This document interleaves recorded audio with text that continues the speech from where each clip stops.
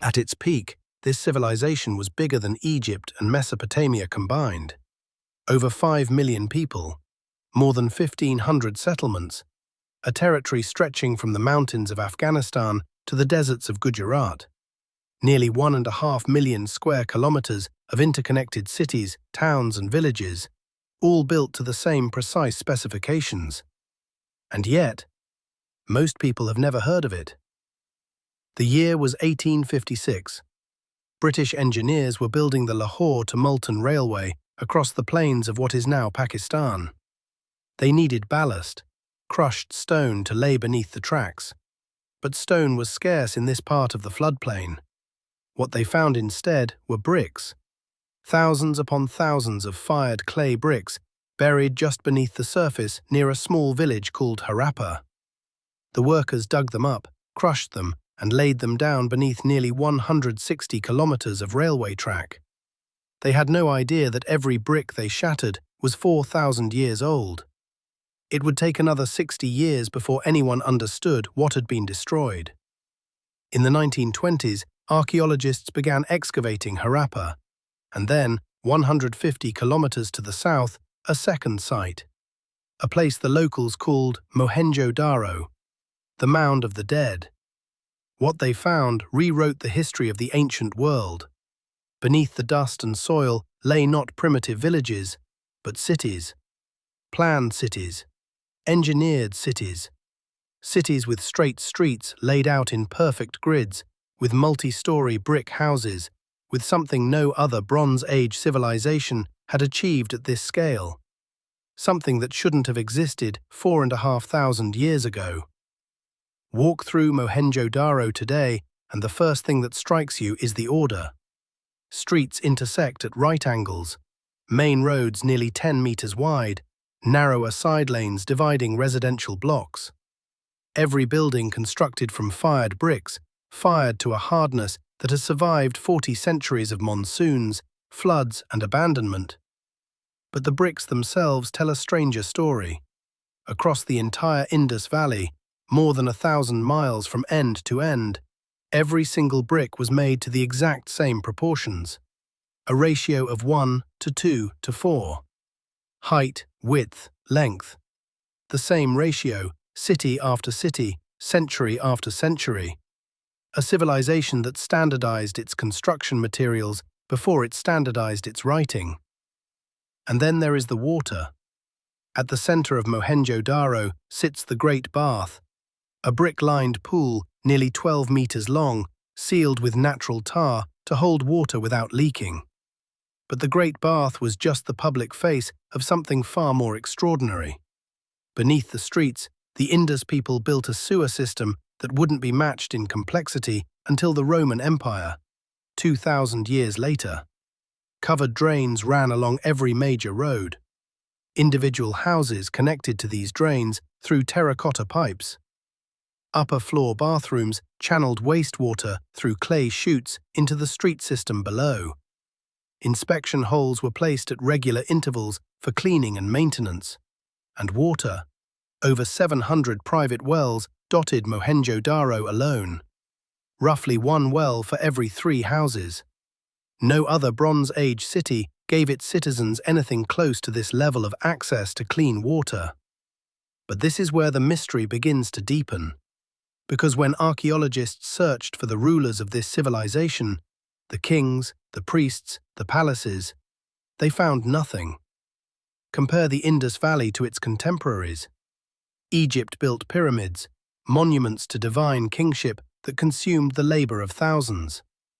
Mesopotamia raised ziggurats, temple towers proclaiming the power of god-kings and priestly elites.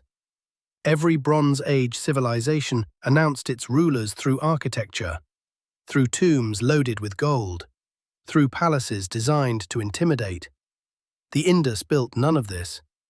Not a single royal tomb has ever been found among the 1,500 known Indus settlements. Not one palace. No throne room. No coronation hall. No triumphal monuments to conquest or glory. The civilization that engineered the most sophisticated urban infrastructure of the Bronze Age left behind no architecture of power. The closest thing to a leader's image is a small stone figure that archaeologists nicknamed the Priest King, a name that is almost certainly wrong. The figure wears an elaborate robe, his expression is calm and composed. But there is no inscription identifying him, no crown, no throne, just a man in a patterned garment, staring across 4,000 years, refusing to tell us who he actually was. One detail, however, suggests an answer. Across the entire Indus Valley, archaeologists have found thousands of perfectly identical stone weights, carved to precise units and subunits, identical from Harappa in the north to Lothal on the coast. Whoever ran this civilization didn't leave statues of themselves. They left a system of measurement so precise it governed trade, construction, and production across a territory the size of Western Europe. A civilization this organized, this standardized, left behind not kings, but standards, not thrones, weights. So who was actually in charge? Nobody knows. And then there are the seals, thousands of them, small squares of carved steatite, each bearing an animal motif and a line of symbols across the top. Bulls, elephants, unicorns, creatures that seem to carry some meaning now lost to time. The seals were pressed into clay to mark ownership, of goods, of shipments, of identities. They were, in a sense, the signature of this civilization. But the symbols above the animals, the Indus script, remain one of archaeology's most stubborn mysteries.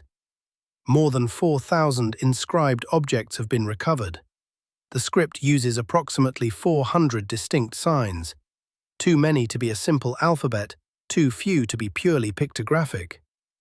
The average inscription is just 5 symbols long. The longest ever found extends to 26 characters. There is no Rosetta Stone, no bilingual text that offers a key, no known descendant language that can bridge the gap. Over 100 decipherment attempts have been published since the 1920s. Some claim the script represents an early form of Sanskrit. Others argue it's Dravidian, related to the languages spoken in southern India today.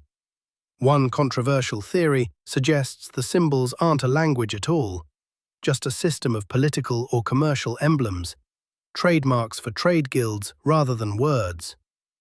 In 2025, the chief minister of an Indian state offered a $1 million prize to anyone who could crack the code.